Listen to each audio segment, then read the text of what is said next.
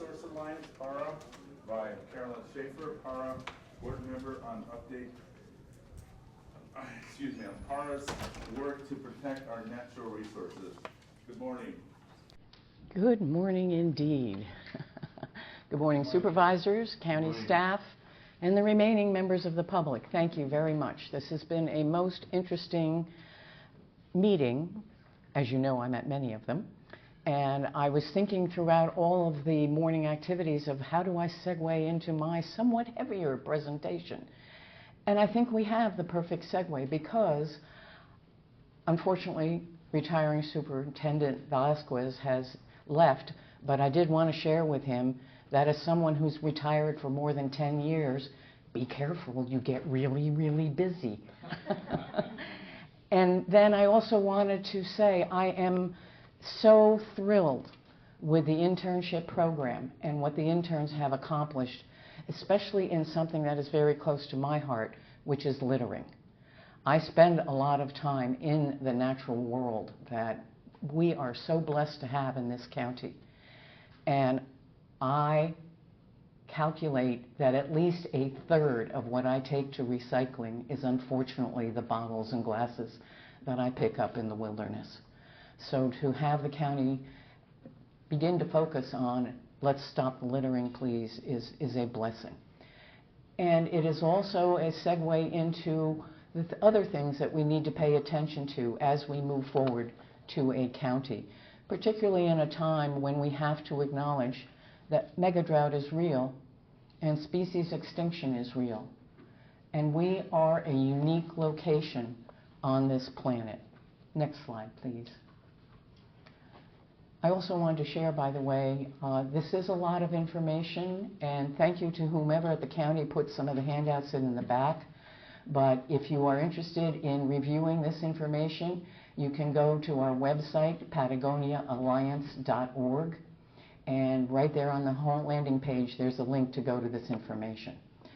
The Sonoyta Creek watershed is a unique area because of its geological features, but mostly because we are at the juncture of 6 different biomes. And that's why we have the plants and animals that we do, and more than 100 federally recognized and threatened and sensitive species in our county. We are a cultural crossroads of archaeological evidence of the Tohono O'odham people and the Paskayaki presence. It was originally known as the Sobaipuri ancestors.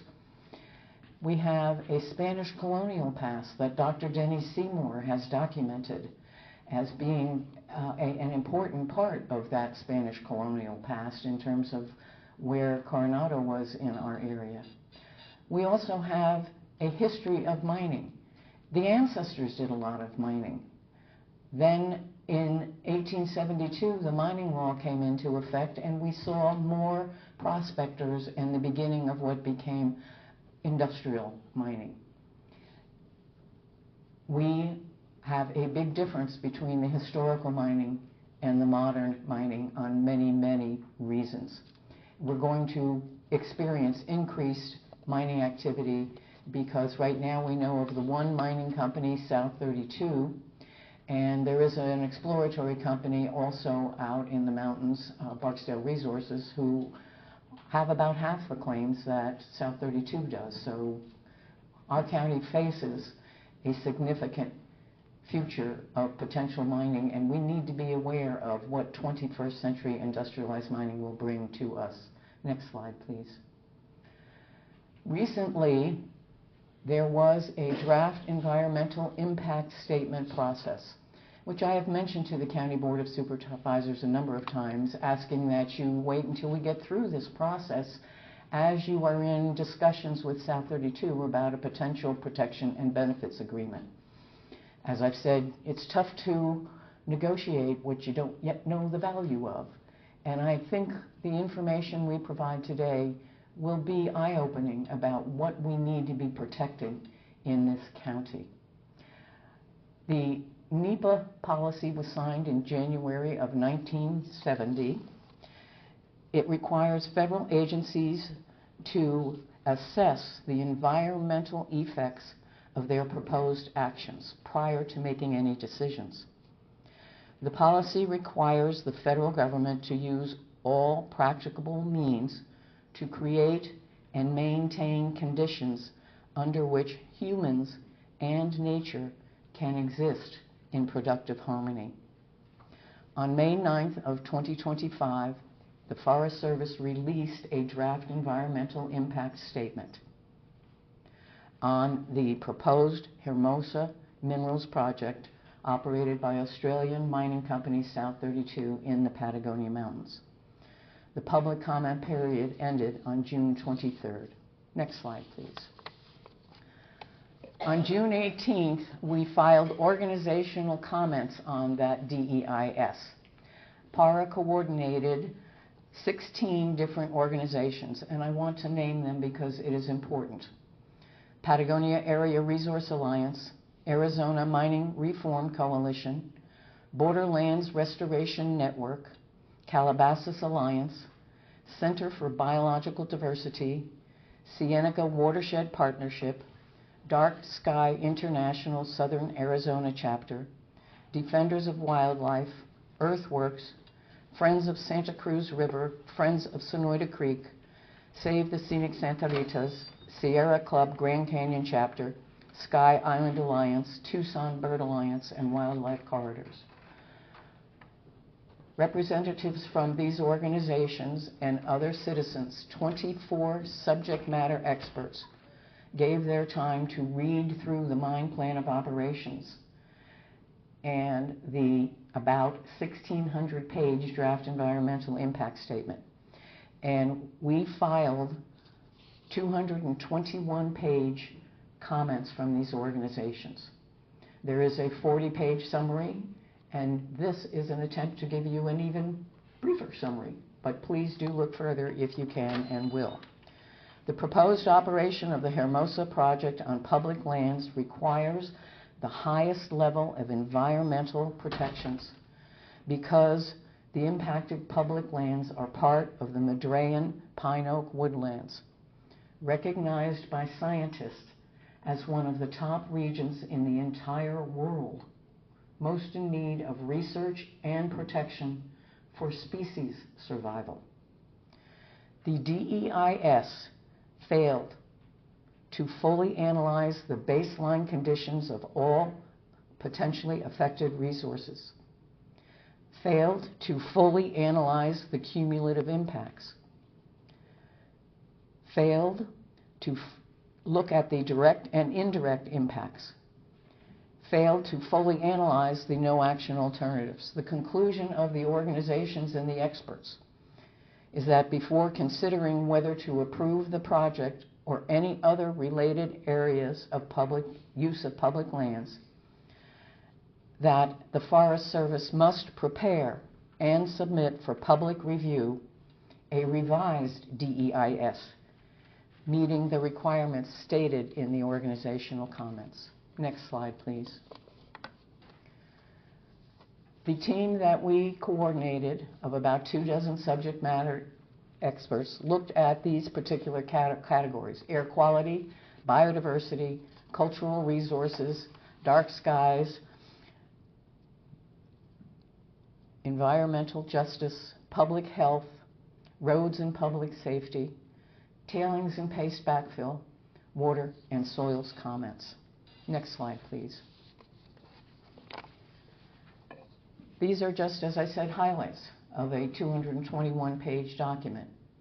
The water comments alone were 77 pages. Almost 35% of the entire document is related to water. Water is life. We can't mine it away. Some of the highlights include there is inadequate financial assurance and bonding. The recommendation is to include all remediation costs and frequent small-scale flooding impacts in the bonding requirements. There are multiple concerns about water quality and contamination, as well as water quantity, including the heavy metal concerns and secondary drinking water standards. There are many groundwater modeling issues that need to be addressed. Inappropriate models were used. There are calibration issues that are incorrect. There are output issues. And there are questions raised about whether the experts that gave the opinions are registered Arizona geologists. Next slide, please. The map you see on the left there is based on information from natureserve.org, showing the highest areas of biodiversity in the Patagonia Mountains. The pink area is a high biodiversity area and is directly over the primary areas of mining activity. The conclusion of the experts who looked at these comments, again, this is a 221-page document. 54 pages are devoted to biodiversity issues, or almost 24.5% of the comments focus on biodiversity. And the conclusion is that this project, if approved as currently proposed, could push several already endangered species closer to extinction in the United States, representing a critical conservation failure. The current environmental review is legally inadequate, scientifically indefensible, and morally bankrupt by prioritizing short-term mining interests over species survival. Next slide, please. South 32's definition of sustainability is wholly inadequate in this global biodiversity hotspot, and the humans are at great risk. Air quality. There are major legal compliance issues. The DEIS fails to meet requirements under the Clean Air Act, the Organic Act, the National Forest Management Act, and Coronado National Forest Land Management Plan. Under the critical analysis gaps, we have issues with the air quality related values, the public health analysis, the mobile sources, how they will move, and deposition of how will affect our soils, etc. There are many concerns about the methodologies that were used as being inadequate or wholly wrong. The bottom line is that the DEIS is fundamentally deficient in the air quality analysis, and the Forest Service must take authority to approve,